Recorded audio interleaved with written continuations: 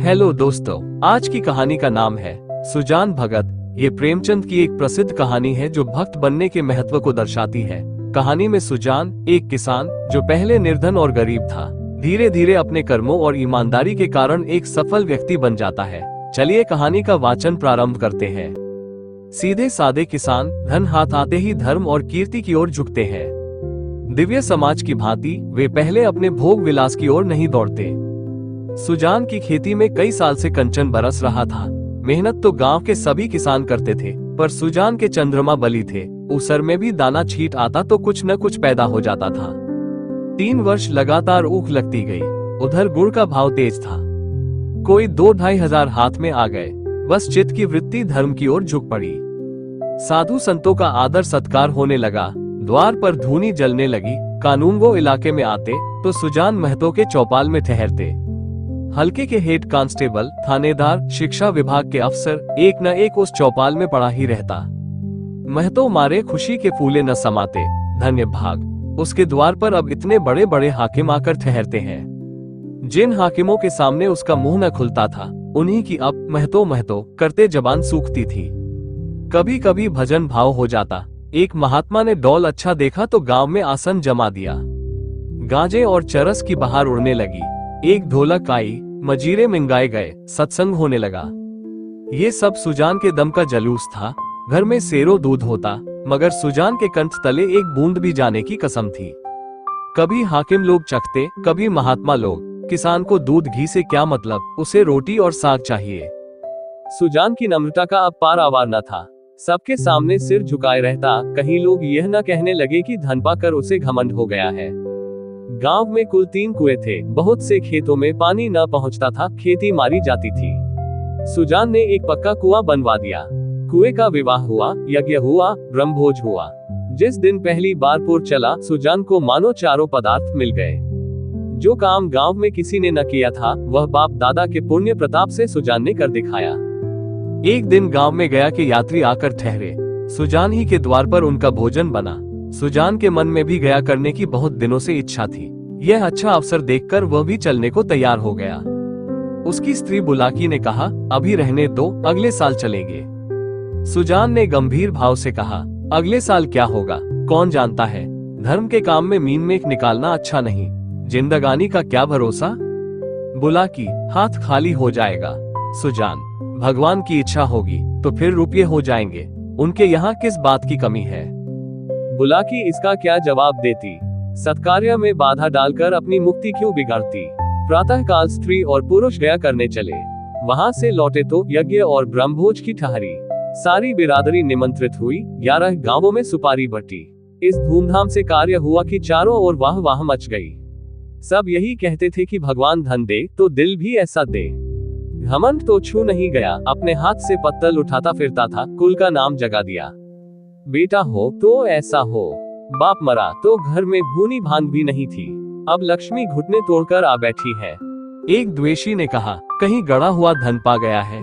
इस पर चारों ओर से उस पर बौछारें पड़ने लगी। हाँ, तुम्हारे बाप दादा जो खजाना छोड़ गए थे, यही उसके हाथ लग गया है। अरे भैया, ये धर्म की कमाई है। तुम भी तो छाती फाड़ कर काम करते हो। क्यों ऐसी ऊख नहीं लगती, क्यों ऐसी फसल नहीं होती।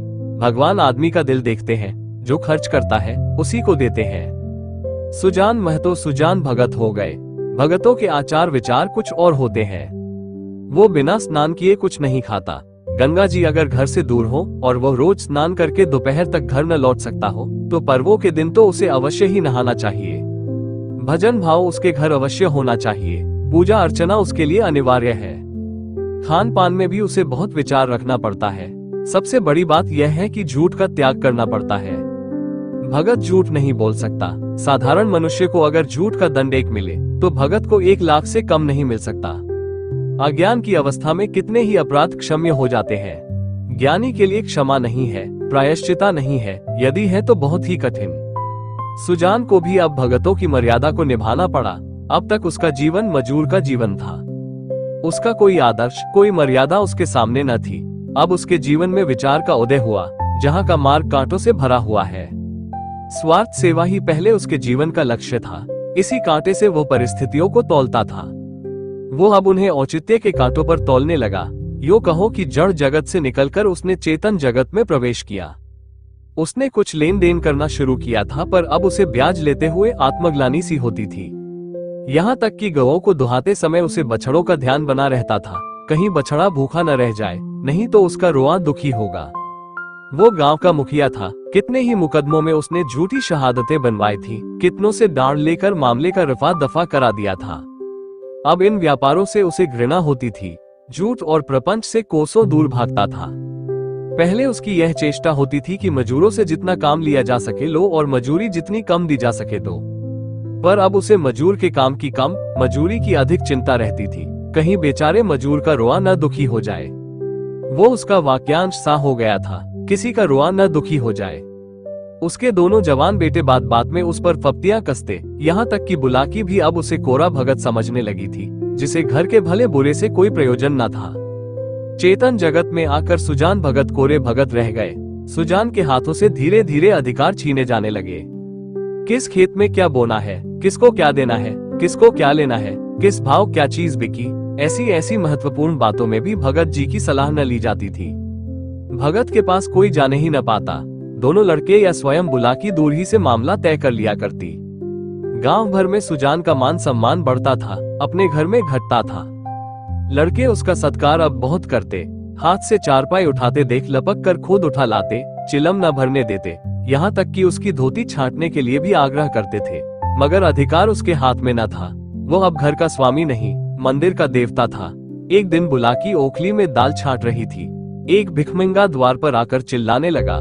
बुलाकी ने सोचा, दाल छांट लूं तो उसे कुछ दे दूं। इतने में बड़ा लड़का भोला आकर बोला, अम्मा, एक महात्मा द्वार पर खड़े गला फाड़ रहे हैं, कुछ दे दो, नहीं तो उनका रोआ दुखी हो जाएगा। बुलाकी ने उपेक्षा के भाव से कहा, भगत के पांव में क्या मेहंदी लगी है, क्यों कुछ ले जाकर नहीं दे देते? क्या मेरे चार हाथ हैं, किस किस का रोआ सुखी करूं? दिन भर तो तांता लगा रहता है। भोला, चौपट करने पर लगे हुए हैं। और क्या, अभी महंगू बेन देने आया था, हिसाब से 7 मन हुए, तौला तो 6.25 मन ही निकले। मैंने कहा 10 सेर और ला, तो आप बैठे बैठे कहते हैं अब इतनी दूर कहाँ जाएगा, भरपाई लिख दो, नहीं तो उसका रोआ दुखी होगा। मैंने भरपाई नहीं लिखी, 10 सेर बाकी लिख दी। बुलाकी, बहुत अच्छा किया तुमने, बकने दिया करो, 10-5 दफे मुंह की खा जाएंगे तो आप ही बोलना छोड़ देंगे। भोला, दिन भर एक न एक खुचर निकालते रहते हैं, 100 दफे कह दिया घर गृहस्थी के मामले में न बोला करो, पर इनसे बिना बोले रहा ही नहीं जाता। बुलाकी, मैं जानती कि इनका ये हाल होगा तो गुरु मंत्र न लेने देती। भोला, भगत क्या हुए कि दीन दुनिया दोनों से गए, सारा दिन पूजा पाठ में ही उड़ जाता है, अभी ऐसे बूढ़े नहीं हो गए कि कोई काम ही न कर सके। बुलाकी ने आपत्ति की, भोला, ये तुम्हारा कुन्याय है, फावड़ा कुदाल अब उनसे नहीं हो सकता, लेकिन कुछ न कुछ तो करते ही रहते हैं। बैलों को सानी पानी देते हैं, गाय दुहाते हैं, और भी जो कुछ हो सकता है करते हैं। भिक्षुक अभी तक खड़ा चिल्ला रहा था। सुजान ने जब घर में से किसी को कुछ लाते न देखा तो उठकर अंदर गया और कठोर स्वर से बोला, तुम लोगों को कुछ सुनाई नहीं देता कि द्वार पर कौन घंटे भर से खड़ा भीख मांग रहा है? अपना काम तो दिन भर करना ही है, एक क्षण भगवान का काम भी तो किया करो। बुलाकी, तुम तो भगवान का काम करने को बैठे ही हो, क्या घर भर भगवान ही का काम करेगा? सुजान, कहाँ आटा रखा है, लाओ, मैं ही निकाल कर दे आऊं, तुम रानी बनकर बैठो। बुलाकी, आटा मैंने मर मर कर पीसा है, अनाज दे दो, ऐसे मुर्चिरों के लिए पहर रात से उठकर चक्की नहीं चलाती हूँ। सुजान भंडार घर में गए और एक छोटी सी छबड़ी को जौ से भरे हुए निकले। जौ सेर भर से कम न था। सुजान ने जानबूझकर केवल बुलाकी और भोला को चिढ़ाने के लिए भिक्षा परंपरा का उल्लंघन किया था। इस पर भी ये दिखाने के लिए कि छबड़ी में बहुत ज्यादा जौ नहीं है, वह उसे चुटकी से पकड़े हुए थे। चुटकी इतना बोझ न संभाल सकती थी, हाथ कांप रहा था। एक क्षण विलंब होने से छबड़ी के हाथ से छूटकर गिर पड़ने की संभावना थी, इसलिए वह जल्दी से बाहर निकल जाना चाहते थे। सहसा भोला ने छबड़ी उनके हाथ से छीन ली और त्योरियां बदलकर बोला, सेंध का माल नहीं है जो लुटाने चले हो, छाती फाड़ फाड़ कर काम करते हैं तब दाना घर में आता है। सुजान ने खिसिया कर कहा, मैं भी तो बैठा नहीं रहता। भोला, भीख भीख की ही तरह दी जाती है, लुटाई नहीं जाती। हम तो एक वेला खाकर दिन काटते हैं कि पति पानी बना रहे, और तुम्हें लुटाने की सूझी है। तुम्हें क्या मालूम कि घर में क्या हो रहा है? सुजान ने इसका कोई जवाब न दिया। बाहर आकर भिखारी से कह दिया, बाबा इस समय जाओ, किसी का हाथ खाली नहीं है, और पेड़ के नीचे बैठकर विचारों में मग्न हो गया। अपने ही घर में उसका यह अनादर। अभी वो अपाहिज नहीं है, हाथ पांव थके नहीं है, घर का कुछ न कुछ काम करता ही रहता है। उस पर यह अनादर, उसी ने घर बनाया, ये सारी विभूति उसी के श्रम का फल है। पर अब इस घर पर उसका कोई अधिकार नहीं रहा। अब वो द्वार का कुत्ता है, पड़ा रहे और घर वाले जो रूखा सूखा दे दे वो खाकर पेट भर लिया करे। ऐसे जीवन को धिक्कार है। सुजान ऐसे घर में नहीं रह सकता। संध्या हो गई थी। भोला का छोटा भाई शंकर नारियल भर कर लाया। सुजान ने नारियल दीवार से टिका कर रख दिया। धीरे धीरे तंबाकू जल गया। जरा देर में भोला ने द्वार पर चारपाई डाल दी। सुजान पेड़ के नीचे से न उठा। कुछ देर और गुजारी, भोजन तैयार हुआ। भोला बुलाने आया। सुजान ने कहा, भूख नहीं है। बहुत मनावन करने पर भी न उठा। तब बुलाकी ने आकर कहा, खाना खाने क्यों नहीं चलते? जी तो अच्छा है। सुजान को सबसे अधिक क्रोध बुलाकी ही पर था। ये भी लड़कों के साथ है। ये बैठी देखती रही और भोला ने मेरे हाथ से अनाज छीन लिया। इसके मुंह से इतना भी न निकला कि ले जाते हैं तो ले जाने दो। लड़कों को न मालूम हो कि मैंने कितने श्रम से यह गृहस्थी जोड़ी है, पर ये तो जानती है। दिन को दिन और रात को रात नहीं समझा। भादों की अंधेरी रात में मिराया लगा के जुआर की रखवाली करता था। जेठ बैसाख की दोपहरी में भी दम न लेता था। और अब मेरा घर पर इतना भी अधिकार नहीं है कि भीख तक न दे सकूं। माना कि भीख इतनी नहीं दी जाती, लेकिन इनको तो चुप रहना चाहिए था, चाहे मैं घर में आग ही क्यों न लगा देता। कानून से भी तो मेरा कुछ होता है। मैं अपना हिस्सा नहीं खाता, दूसरों को खिला देता हूँ। इसमें किसी के बाप का क्या साझा। अब इस वक्त मनाने आई है। इसे मैंने फूल की छड़ी से भी नहीं छुआ। नहीं तो गांव में ऐसी कौन औरत है जिसने खसम की लातें न खाए हो, कभी कड़ी निगाह से देखा तक नहीं। रुपए पैसे लेना देना सब इसी के हाथ में दे रखा था। अब रुपए जमा कर लिए हैं तो मुझी से घमंड करती है। अब इसे बेटे प्यारे हैं, मैं तो निखट्टू, लुटाऊ, घर फूंकू, घोंघा हूँ। मेरी इसे क्या परवाह। तब लड़के न थे जब बीमार पड़ी थी और मैं गोद में उठाकर बैठ के घर ले गया था। आज उसके बेटे हैं और यह उनकी माँ है। मैं तो बाहर का आदमी, मुझसे घर से मतलब ही क्या। बोला, अब खा पी कर क्या करूंगा। हल जोतने से रहा, फावड़ा चलाने से रहा। मुझे खिलाकर दाने को क्यों खराब करेगी। रख दो, बेटे दूसरी बार खाएंगे। बुलाकी, तुम तो जरा जरा सी बात पर तिंक जाते हो। सच कहा है, बुढ़ापे में आदमी की बुद्धि मारी जाती है। भोला ने इतना तो कहा था कि इतनी भीख मत ले जाओ, या और कुछ। सुजान, हाँ बेचारा इतना कहकर रह गया। तुम्हें तो मजा तब आता जब वो ऊपर से 2-4 डंडे लगा देता। क्यों? अगर यही अभिलाषा है तो पूरी कर लो। भोला खा चुका होगा, बुला लाओ। नहीं, भोला को क्यों बुलाती हो? तुम ही न जमा दो 2-4 हाथ, इतनी कसर है, वह भी पूरी हो जाए। बुलाकी, हाँ और क्या, यही तो नारी का धर्म ही है। अपने भाग सराहो कि मुझ जैसी सीधी औरत पाली। जिस बल चाहते हो बिठाते हो। ऐसी मुंहजोर होती तो तुम्हारे घर में एक दिन भी निबाह न होता। सुजान, हाँ भाई, वह तो मैं ही कह रहा हूँ कि देवी थी और हो। मैं तब भी राक्षस था और अब भी दैत्य हो गया हूँ। बेटे कमाओ है, उनकी सी न कहोगी तो क्या मेरी सी कहोगी। मुझसे अब क्या लेना देना है। बुलाकी, तुम झगड़ा करने पर तुले बैठे हो और मैं झगड़ा बचाती हूँ कि 4 आदमी हंसेंगे। चल कर खाना खा लो सीधे से, नहीं तो मैं जाकर सो रहूंगी। सुजान, तुम भूखी क्यों सो रहोगी? तुम्हारे बेटों की तो कमाई है। हाँ, मैं बाहरी आदमी हूँ। बुलाकी, बेटे तुम्हारे भी तो है। सुजान, नहीं, मैं ऐसे बेटों से बाज आया। किसी और के बेटे होंगे। मेरे बेटे होते तो क्या मेरी दुर्गति होती। बुलाकी, गालियां दोगे तो मैं भी कुछ कह बैठूंगी। सुनती थी, मर्द बड़े समझदार होते हैं, पर तुम सबसे न्यारे हो। आदमी को चाहिए कि जैसा समय देखे वैसा काम करे। अब हमारा और तुम्हारा निबाह इसी में है कि नाम के मालिक बने रहें और वही करे जो लड़कों को अच्छा लगे। मैं ये बात समझ गई, तुम क्यों नहीं समझ पाते? जो कमाता है उसी का घर में राज होता है, यही दुनिया का दस्तूर है। मैं बिना लड़कों से पूछे कोई काम नहीं करती, तुम क्यों अपने मन की करते हो? इतने दिनों तक तो राज कर लिया, अब क्यों इस माया में पड़े हो? आधी रोटी खाओ, भगवान का भजन करो और पड़े रहो। चलो खाना खा लो। सुजान, तो अब मैं द्वार का कुत्ता हूँ। बुलाकी, बात जो थी वो मैंने कह दी, अब अपने को जो चाहो समझो। सुजान न उठे, बुलाकी हार कर चली गई। सुजान के सामने अब एक नई समस्या खड़ी हो गई थी। वो बहुत दिनों से घर का स्वामी था और अब भी ऐसा ही समझता रहा। परिस्थिति में कितना उलटफेर हो गया था, इसकी उसे खबर न थी। लड़के उसका सेवा सम्मान करते हैं, ये बात उसे भ्रम में डाले हुए थी। लड़के उसके सामने चिलम नहीं पीते, खाट पर नहीं बैठते, क्या ये सब उसके गृह स्वामी होने का प्रमाण न था? पर आज उसे ये ज्ञात हुआ कि यह केवल श्रद्धा थी, उसके स्वामित्व का प्रमाण नहीं। क्या इस श्रद्धा के बदले वह अपना अधिकार छोड़ सकता था? कदापि नहीं। अब तक जिस घर में राज किया, उसी घर में पराधीन बनकर वह नहीं रह सकता। उसको श्रद्धा की चाह नहीं, सेवा की भूख नहीं, उसे अधिकार चाहिए। वो इस घर पर दूसरों का अधिकार नहीं देख सकता। मंदिर का पुजारी बनकर वह नहीं रह सकता। न जाने कितनी रात बाकी थी। सुजान ने उठकर गन्नासे से बैलों का चारा काटना शुरू किया। सारा गांव सोता था, पर सुजान करवी काट रहे थे। इतना श्रम उन्होंने अपने जीवन में कभी न किया था। जब से उन्होंने काम करना छोड़ा था, बराबर चारे के लिए हाय हाय पड़ी रहती थी। शंकर भी काटता था, भोला भी काटता था, पर चारा पूरा न पड़ता था। आज वह इन लौंडों को दिखा देंगे चारा कैसे काटना चाहिए। उनके सामने कटिया का पहाड़ खड़ा हो गया, और टुकड़े कितने महीन और सुडौल थे, मानो सांचे में ढाले गए हो। मुंह अंधेरे बुलाकी उठी तो कटिया का ढेर देखकर दंग रह गई। बोली, क्या भोला आज रात भर कटिया ही काटता रह गया? कितना कहा कि बेटा जी से जहान है, पर मानता ही नहीं, रात को सोया ही नहीं।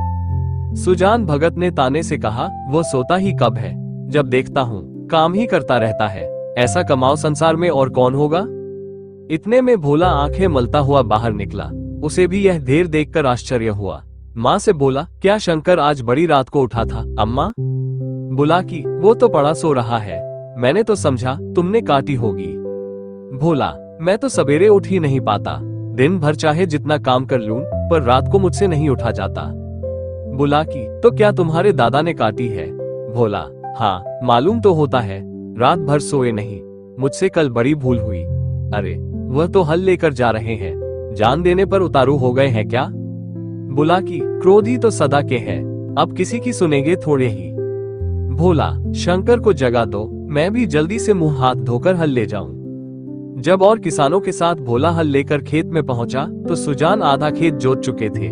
भोला ने चुपके से काम करना शुरू किया। सुजान से कुछ बोलने की उसकी हिम्मत न पड़ी। दोपहर हुआ, सभी किसानों ने हल छोड़ दिए, पर सुजान भगत अपने काम में मग्न है। भोला थक गया है, उसकी बार बार इच्छा होती है कि बैलों को खोल दे, मगर डर के मारे कुछ कह नहीं सकता। सबको आश्चर्य हो रहा है कि दादा कैसे इतनी मेहनत कर रहे हैं। आखिर डरते डरते बोला, दादा अब तो दोपहर हो गया, हल खोल देना। सुजान, हाँ खोल दो, तुम बैलों को लेकर चलो, मैं डाढ़ फेंक कर आता हूँ। भोला, मैं संझा को डाढ़ फेंक दूंगा। सुजान, तुम क्या फेंक दोगे? देखते नहीं हो खेत कटोरे की तरह गहरा हो गया है, तभी तो बीच में पानी जम जाता है। इस गोयर के खेत में 20 मन का बीघा होता था, तुम लोगों ने इसका सत्यानाश कर दिया। बैल खोल दिए गए। भोला बैलों को लेकर घर चला, पर सुजान डाढ़ फेंकते रहे। आधा घंटे के बाद डाढ़ फेंक कर वह घर आए, मगर थकान का नाम न था। नहा खाकर आराम करने के बदले उन्होंने बैलों को सहलाना शुरू किया। उनकी पीठ पर हाथ फेरा, उनके पैर मले, पूंछ सहलाए। बैलों की पूंछें खड़ी थी। सुजान की गोद में सिर रखे उन्हें अकथनीय सुख मिल रहा था। बहुत दिनों के बाद आज उन्हें यह आनंद प्राप्त हुआ था। उनकी आंखों में कृतज्ञता भरी हुई थी, मानो वे कह रहे थे, हम तुम्हारे साथ रात दिन काम करने को तैयार हैं। अन्य कृषकों की भांति भोला अभी कमर सीधी कर रहा था कि सुजान ने फिर हल उठाया और खेत की ओर चले। दोनों बैल उमंग से भरे दौड़े चले जाते थे, मानो उन्हें स्वयं खेत में पहुंचने की जल्दी थी। भोला ने मड़ैया में लेटे लेटे पिता को हल लिए जाते देखा, पर उठ न सका। उसकी हिम्मत छूट गई। उसने कभी इतना परिश्रम न किया था। उसे बनी बनाई गृहस्थी मिल गई थी, उसे ज्यों त्यों चला रहा था। इन दामों वह घर का स्वामी बनने का इच्छुक न था। जवान आदमी को 20 धंधों होते हैं, हंसने बोलने के लिए, गाने बजाने के लिए भी तो उसे कुछ समय चाहिए। पड़ोस के गांव में दंगल हो रहा है, जवान आदमी कैसे अपने को वहां जाने से रोकेगा? किसी गांव में बारात आई है, नाच गाना हो रहा है, जवान आदमी क्यों उसके आनंद से वंचित रह सकता है?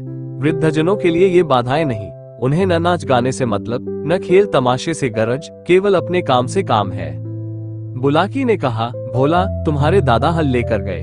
भोला, जाने दो अम्मा, मुझसे यह नहीं हो सकता। सुजान भगत के इस नवीन उत्साह पर गांव में टीकाएं हुई, निकल गई सारी भक्ति। बना हुआ था, माया में फंसा हुआ है, आदमी काहे को, भूत है, मगर भगत जी के द्वार पर अब फिर साधु संत आसन जमाए देखे जाते हैं। उनका आदर सम्मान होता है।